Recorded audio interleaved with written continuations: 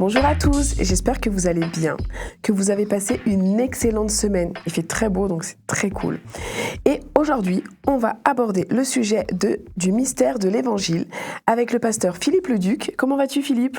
Bonjour, ça va bien ? Et toi ? Ça va. T'as passé une bonne semaine ? Oui, impeccable. Merci. Et avec le pasteur Pascal Rodet. Comment vas-tu, Pascal ? Très bien, très bien. Une semaine agitée, avec beaucoup de choses à faire, mais très sympa. Mais ça va, Ouais. ça va. Je vais vous raconter une petite anecdote. Moi, quand j'étais, je crois que c'était au lycée, je courais énormément. J'aimais beaucoup le sport à l'époque. Et il y a ce qu'on appelle le cross. C'est peut-être pas au lycée, je pense que c'est même au collège. Et je me suis entraînée pendant longtemps. Je rêvais d'arriver la première. Sauf que forcément, on est nombreux et du coup, j'arrive pas à la première. Et c'est ma camarade de classe qui m'a dépassée et j'étais... Alors, pas jalouse, mais j'étais en colère après moi-même. J'étais dégoûtée parce qu'elle était arrivée avant moi et puis je fais une petite crise quand même. Et je me suis rendu compte que forcément, c'était pas juste parce qu'elle s'était entraînée autant que moi et c'est tout à fait normal qu'elle ait mérité cette première place. Et aujourd'hui, on va un petit peu voir à travers Acte 7, versets 54 à 60, s'il te plaît Philippe, comment on accède et à quoi on a le droit d'accéder avec la foi. Alors, Acte 7, 54. Quand les gens du tribunal entendent cela, ils deviennent furieux. Ils grincent des dents parce qu'ils sont en colère contre Étienne. Mais lui, rempli de l'Esprit Saint, regarde vers le ciel. Il voit la gloire de Dieu et Jésus debout à la droite de Dieu. Il dit « Je vois le ciel ouvert et le Fils de l'homme debout à la droite de Dieu. » Alors ceux qui ont entendu ces paroles poussent de grands cris et se bouchent les oreilles. Ils se précipitent tous ensemble sur Étienne, ils le font sortir de la ville et se mettent à lui jeter des pierres. Ils ont laissé leurs vêtements aux pieds d'un jeune homme appelé Saul. Et pendant qu'on lui jette des pierres, Étienne prie en disant « Seigneur Jésus, reçois ma vie. » Ensuite, il tombe à genoux et il crie de toutes ses forces « Seigneur, pardonne-leur ce péché. » Après qu'il a dit cela, il meurt. Est-ce que tu peux me rappeler brièvement, pour qu'on puisse comprendre cette petite histoire ? Qu'est-ce qui s'est passé ? Pourquoi le tribunal ? Alors, il y a en effet, dès que les premiers chrétiens ont commencé à prêcher dans les rues, ça a provoqué ce qu'on appelle les attroupements. Et dès qu'il y a des attroupements, les chefs religieux de l'époque viennent voir ce qui se passe. Et quand en plus, celui qui cause l'attroupement, c'est parce qu'il parle de religion, c'est-à-dire c'est leur domaine, Oui. On est en train de marcher sur leur plate-bande, alors ça, ils n'aiment pas du tout. Alors en général, des hommes qui se permettent de prêcher comme ça dans les rues sont emmenés devant des tribunaux pour essayer de les faire cesser de nuire.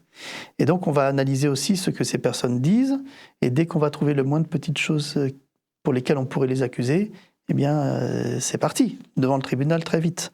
Dans ce texte, on voit que les gens sont furieux, c'est de la vraie colère qui est là. C'est de la vraie colère. Ce qui débouche à une lapidation. Donc ils vont mettre à mort Étienne, qui va vraiment mourir de ces coups-là, simplement parce qu'il prêche l'évangile, il va témoigner de ce qu'il croit envers d'autres personnes. C'est ce qu'on appelle une persécution, une mise à mort publique, une mort très violente, parce que mourir avec des pierres qui nous tombent dessus, mais on remarque quand même la réaction d'Étienne, à l'image de ce que Jésus a dit sur la croix. Pardonne-leur. Il va dire cela au Seigneur, et puis juste après, il meurt. Donc ça, c'est le contexte. C'est très dur comme histoire. C'est très dur, je trouve, comme histoire.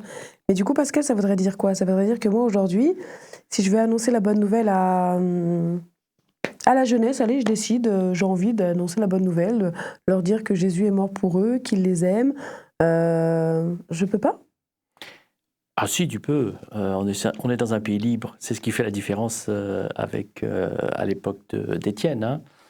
Donc on a le droit d'exprimer nos idées et nos pensées ça pose pas de problème. Même si c'est pas le cas dans tous les pays du monde. Hein. Oui, il y a encore des restrictions très importantes dans certains pays. Mais voilà, c'est ce qui fait la différence. On a le droit de s'exprimer. D'accord. Mais les ultra-orthodoxes de l'époque, je dirais, pensaient qu'ils n'étaient pas du même niveau que le peuple, sur la croyance, sur le savoir, sur... Forcément, ils sont dans une catégorie de la population où c'est eux qui enseignent. Les autres écoutent.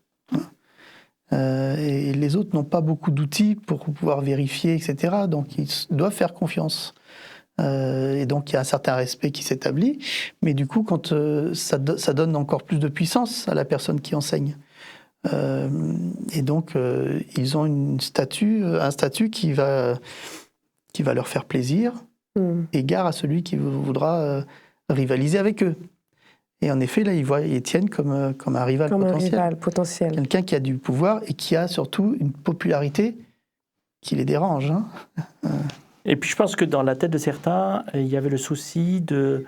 Enfin, il y avait une sorte de mission pour eux de garder le peuple avec toutes les règles et les lois religieuses importantes. Parce que pour eux, c'était indispensable pour plaire à Dieu. Donc, ils avaient une mission, il fallait que tout le monde respecte ce qui avait été décidé dans le passé.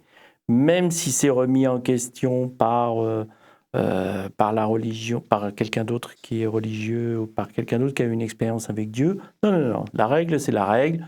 Notre mission, c'est ça. Et la venue de Jésus n'a pas changé ça ? Elle a changé, justement, et ça a déplu, même à l'époque de Jésus. C'est une des raisons pour laquelle, d'ailleurs, il a été crucifié. Un exemple, est-il permis de faire du bien le jour du repos, le samedi, le sabbat ? Voilà une règle qu'il fallait faire attention en tant que bon juif, pour être bien vu de Dieu d'après eux. C'est on ne peut pas porter d'affaires, on ne peut pas ramasser du blé pour donner à manger à ceux qui en ont besoin le samedi, le sabbat, parce que ça ne se fait pas. Et Jésus a dit, il est plus important de penser humain que de penser règle. Et là, tout de suite, ça choque, parce que ça bouscule la règle. Et est-ce que tu pourrais, s'il te plaît, me lire Éphésiens 3, versets 1 à 6, s'il te plaît, Pascal ? Oui. Alors, Éphésiens 3, versets 1 à 6. « Moi, Paul, je suis prisonnier du Christ Jésus, pour vous qui n'êtes pas juifs. Vous avez sans doute entendu parler du service que Dieu, dans sa bonté, m'a chargé d'accomplir pour vous afin de réaliser son projet. Il m'a ouvert les yeux pour me faire connaître ce projet caché. Je viens de vous en parler un peu. En lisant ma lettre, vous pouvez voir combien je connais le mystère que Dieu réalise par le Christ. Ce mystère, Dieu ne l'avait pas fait connaître aux ancêtres. Mais aujourd'hui, il vient de le faire connaître par son esprit à ses apôtres saints et ses prophètes. Voici ce mystère. En étant unis au Christ Jésus par la bonne nouvelle, ceux qui ne sont pas juifs reçoivent en partage les mêmes biens que les juifs. Ils font partie du même corps, ils participent à la même promesse. Alors, je comprends bien la fin, mais est-ce que tu peux m'expliquer un petit peu le début, s'il te plaît ? C'est en effet l'époque où, pour être bien vu de Dieu, et le seul moyen d'avoir la promesse du salut, du paradis, etc., en Dieu, avec Dieu, il fallait être juif, et uniquement juif. Et en plus, non seulement juif, mais bien pratiquer tous les commandements. Ça faisait double contrainte, d'ailleurs, parfois. Mais là, Paul, encore une fois qui est juif aussi, de par son expérience qu'il a eue avec Dieu, avec Jésus, de par cette découverte de, nous dit le texte, cette bonne nouvelle, donc l'évangile, donc la vie de Jésus, ce qu'il a vécu sur terre, il vient de découvrir, mais il n'y a pas que les Juifs qui ont droit à cette partie de l'espérance, à cette partie de la promesse. Tous ceux qui croient en Jésus-Christ peuvent l'avoir, y compris pour les non-juifs. Mais Philippe, petite question. Là, il vient de me dire qu'il n'y avait que les juifs pratiquants qui pouvaient accéder au ciel, si je le comprends comme ça. Ça veut dire quoi? Ça veut dire que tous les autres étaient perdus avant la venue de Jésus? Oui, c'est ce qu'on appelle le peuple élu. Alors, c'est élu dans le sens avec une mission particulière. D'accord. C'est d'accueillir le Messie. Hein. Et là, c'est vrai que Paul, en disant cela, va provoquer un choc pour les Juifs, parce que de cette notion de peuple élu, il en fait un message pour tous. Hein. Ils font partie du même corps, alors qu'avant on avait un peuple bien distinct, et là on dit tous ceux qui viennent à Christ font partie d'un même corps. C'est quelque chose de révolutionnaire pour eux. C'est pour ça que certains vont rejeter tout simplement cet enseignement. D'autres, ça va les interpeller, d'autres vont croire, hein. Mais la plupart vont renoncer à ça, dire non, c'est pas possible, ça ne rentre pas dans le cadre qui est le nôtre. Donc on ne rentre pas là-dedans. Pascal, du coup, en fait, si je comprends bien, j'ai ce savoir, je veux le garder pour moi, parce que si je partage tout ce savoir avec tout le monde aura le droit au même privilège que nous. Mais du coup, tout le monde aura le droit d'aller au ciel aussi. C'était comme ça qu'ils percevaient les choses, vraiment, j'arrive pas à... Une partie de la population. Attention, ce n'est pas non plus tous les juifs et toutes le... Il y avait en effet ce que l'on appelait l'élite et les religieux. Même dans les religieux, c'est-à-dire les pharisiens, tout le monde ne croyait pas en les élus exceptionnels qui ont le droit uniquement d'être sauvés. Il y en a d'autres qui avaient un esprit beaucoup plus ouvert. Mais oui, il y avait des personnes qui étaient plutôt introverties dans cette foi et dans cette relation. J'ai envie de dire, comme beaucoup de personnes encore aujourd'hui, Oui. et que ce soit des religions ou autres cas, on a toujours des gens qui disent « Ah non, ça c'est bien, c'est pour moi, c'est que pour moi ». Mais c'est une réaction un peu humaine, parce que quand on a l'exclusivité de quelque chose, oui. Et qu'on perd cette exclusivité, ça fait quelque chose. On est plus spécial. On perd un privilège, quelque part. Hein. Ouais. Ils avaient une exclusivité, et là, Paul vient leur dire, vous ne l'avez plus. C'est assez violent. On peut comprendre leur réaction. Hein. Peut-être qu'on aurait eu la même réaction, nous, si on était dans ce cas-là. Hein. Ouais. Mais en effet, c'est assez fort et assez révolutionnaire comme... La difficulté, je pense, de l'Évangile, en effet, c'est de se dire, de la bonne nouvelle, comme c'est écrit dans Éphésiens, c'est pour tout le monde.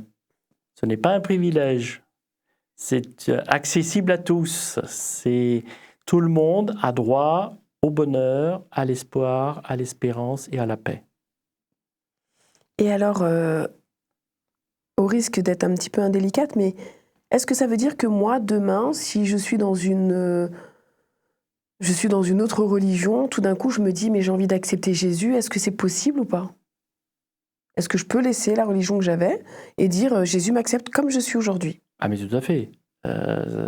C'est quelque chose de très important pour Dieu, en tous les cas, d'accueillir toute personne qui vient de tout horizon.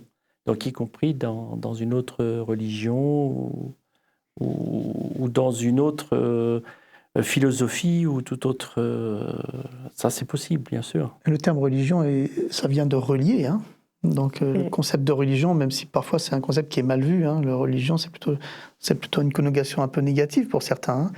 Mais religion c'est très joli comme terme, c'est relier. Donc si toi tu veux te relier à Dieu, bah, tu es en train de parler de religion sans le savoir. Parce que se relier à quelqu'un, c'est vivre une religion. D'accord. Et j'aimerais savoir, en fait, est-ce qu'aujourd'hui, il pourrait y avoir des pôles? Aujourd'hui, il y a certainement encore des pôles et certainement encore des personnes qui sont soucieuses, ce qui est le cas dans plusieurs pays, d'accueillir toutes les personnes en présentant cet évangile, en disant « Vous avez la possibilité de découvrir le Christ, allez-y. Je vous écris, je vous parle, faites l'expérience. » Il y a toujours des personnes qui sont là pour aider, oui. Je pense que toi, tu as lu un article qui est apparu dans Signe des Temps dernièrement. J'ai lu quelque chose comme ça. Et aujourd'hui, comment on pourrait amener les jeunes ou les moins jeunes un petit peu à à leur montrer que Jésus a été là pour eux?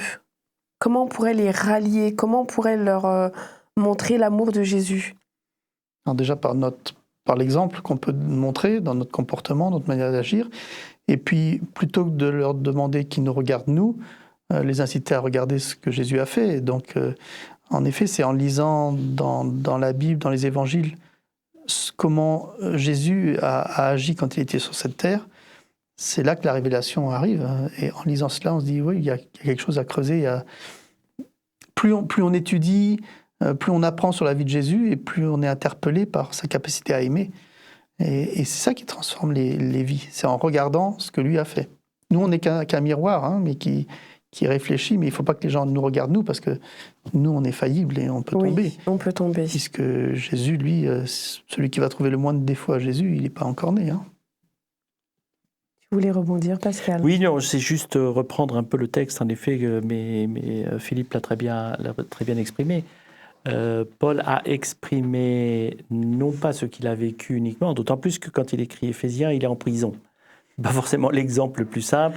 Il est en prison parce que, à cause de sa foi, parce que, etc., beaucoup de raisons, pas parce qu'il est quelqu'un de criminel, mais bien parce qu'il est persécuté. Mais il dit, je vous ai raconté tout ce que le Christ a vécu. C'est ça la bonne nouvelle. Donc, j'ai envie de dire pareil, c'est pour chaque jeune, lisez l'Évangile. Lisez l'Évangile. Voyez ce que le Christ a fait pour les personnes et les gens. Il peut faire la même chose pour vous.